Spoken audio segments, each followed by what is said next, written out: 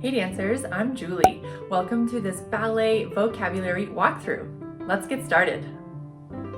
A barre is what we hold on to when we're dancing. When we're at home, a barre is often things like a stepladder, a chair, a dresser, or whatever you can get your hands on. In the studio, it's metal pipes, sometimes wooden, sometimes attached to the wall, and sometimes freestanding. We use this as a tool to help us learn. Here at the barre, we have many exercises we do. Plié means to bend. It can be done in first position. We can bend the legs. Second position. Fourth position. Third position. Or fifth position. Tendu is another exercise we do at the barre. It means to stretch. It can be done tendu front, tendu side, tendu back, tendu side. That pattern we just made is called en croix, which means the shape of a cross. It goes front, side, back, and side again. Dégagé is similar to tendu. It means to disengage. So we tendu, but then we disengage from the floor and come back in. Again, that can be en croix. Then we go side, we can go back, and we can go side. Those are dégagé. In this family of small movements, we can also do a pas de cheval. That means step of the horse. In a pas de cheval, we bring our foot up, out, and close. We do this, it looks a little bit like a horse when they're waiting to get their food, or they're just sort of waiting for their handler to come back and hang out with them. We can again do these en croix. I'm doing it to the front. We can also do side, and we can also do back. In all of these directions, we can also go side. Yeah, so one of these, one motion is one pas de cheval. Rond de jambe connects the dots of our tendus. So we could go front, then we carry it side, we carry it back, then we pass and do it again. Front, carry it side, carry it back, and close. That's as opposed to tendu, where we went front and then closed before we went side. So the tendu is going to come back in, whereas the rond de jambe is going to make a circle all the way around. It means a circle of the leg or a round of the leg. We can go either direction. We can start by tenduing back first and then coming around as well. The rond de jambe can also connect the dots of your dégagé. That was off the floor. We can go all the way around, and we can go the other direction, starting back, side, and front. So when we're connecting the dots with our rond de jambe, with our dégagés to make rond de jambe, we can also call that en l'air, or in the air, off the ground. So this motion, when we have the leg off the ground, can sometimes be called en l'air, just as a way to modify the word. So this rond de jambe on the ground sometimes is called par terre, which means on the ground, and then this one is sometimes called en l'air, or off the ground, off the floor. There's another more complicated ballet step that's also called a rond de jambe en l'air. We'll get to that at a future date. It's where we just rond de jambe the bottom half of the leg, but that word can be used to modify something that can be done in the air. Frappé means to strike. It goes like this. We start with a flex, we strike the floor, and we brush our foot out. Strike and brush. This can also be done en croix in all the directions, to the back and side. Again means to strike. We can do a fondu. So within fondu, I'm going to teach you one other word, which is called coupé.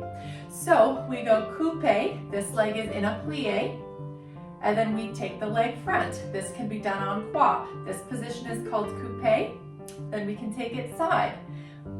We can go coupé back, coupé back, and side. Let's go through that one more time. The coupé is going to point right at your ankle bone, and then stretch both the legs together.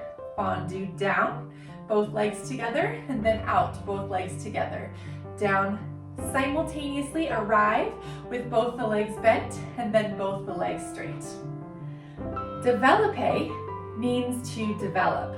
So we're actually going to start with that coupe position, also sometimes called coup de pied, which means on the neck of the foot.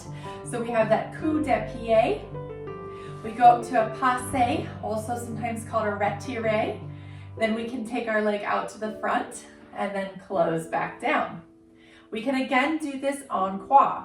So side will go coupe or coup de pied, passe or retiré, side, close to the back.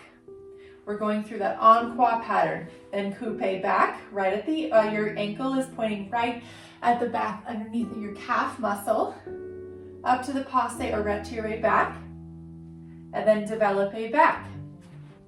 This position is also called Arabesque when our leg is to the back. It's an iconic pose in ballet where that leg is up to the back and the arms are elongated. Then we're going to go side, finish off the en croix. So coupe, passe, side, and close. One more bar step here is called a grand battement. We are going to kick our leg or brush our leg up to where it was in the développé. Again, we can do it en croix. So we can go brush the leg front. We brush it to wherever we had it for that développé. You want to think about an action of brushing the leg instead of lifting the leg. It should use momentum and swing. Brush. Then we can do grand battement back to Arabesque. It goes right behind you from the side view. Then we can keep going side to finish off the en croix. Each of these is one grand battement. So one means we go out and then back in. Sometimes we'll finish off our bar or even integrate into the bar elevés and relevés. Elevés mean to rise with straight legs up and down, and relevé means to go plié up, plié up. They can be done where I am here in sixth position, which isn't often used in ballet except for to kind of warm up. Can be done in first. We can do élevé or relevé. It can be done in second, élevé, relevé.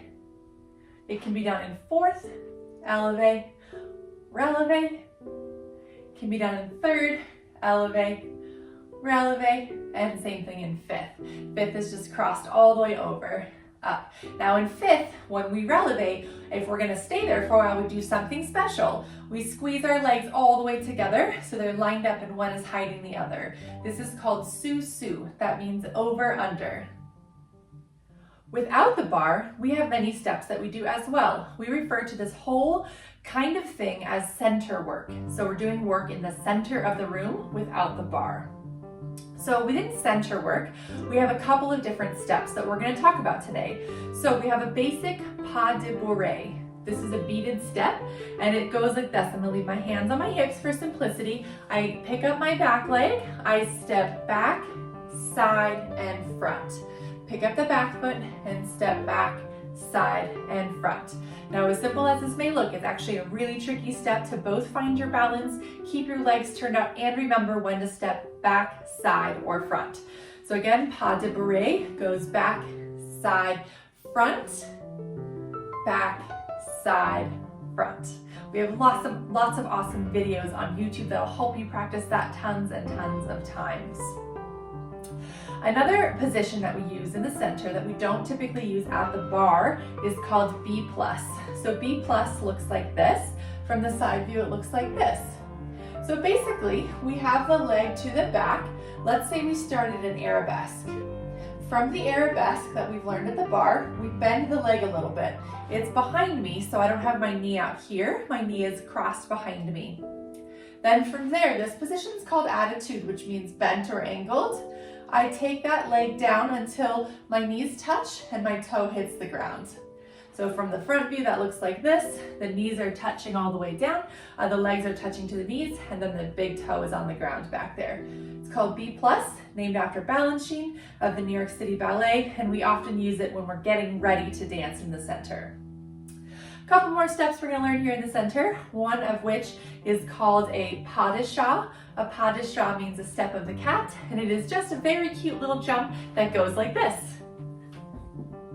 You can also go the other way. So you learned a couple of positions, a couple of moves that we've already learned, which is a passe. So you think passe, passe, and land. Passe, passe, and land. So we put those things together that we learned at the barre into this jumping motion. A failli means to fall through. So let's say we were in an arabesque, we were doing some dancing, we ended in an arabesque somewhere, and then we wanted to step on this leg. We would bring it through and fall on it, and that would be a failli. So if we're bringing our back leg through, it would be a failli. We might failli to B plus, or maybe we would even failli and then do a pas de chat. So we might even do an arabesque, failli, and then a pas de chat coming out of that to kind of string these moves together. So failli means fall through. It's when we take our back leg from an arabesque, we fall through, and then we put our weight on it. The last thing how we like to end every class is with a reverence. So let's try a reverence together. They are just pretty and dancy, and they give you a chance to give thanks for what you have, to give thanks to your ballet teacher and the opportunities you have in life. It's really a ballet tradition and is quite beautiful. So we'll often use B plus like we've already learned. Ladies and gentlemen often have different parts that they'll do, and I'll show both of the options at the end. So I might elongate the arms, called allongé. Take the arms through first, and up, open, and down. Arms through first, open to second. Thank the orchestra. The balcony, come down. Ladies will come up and curtsy. So I bend my front leg and dip down. Gentlemen might step to the side, hand to the chest, and nod the head. I hope this helps give you a little tiny crash course taste of all the basic ballet positions. Until next time, happy dancing!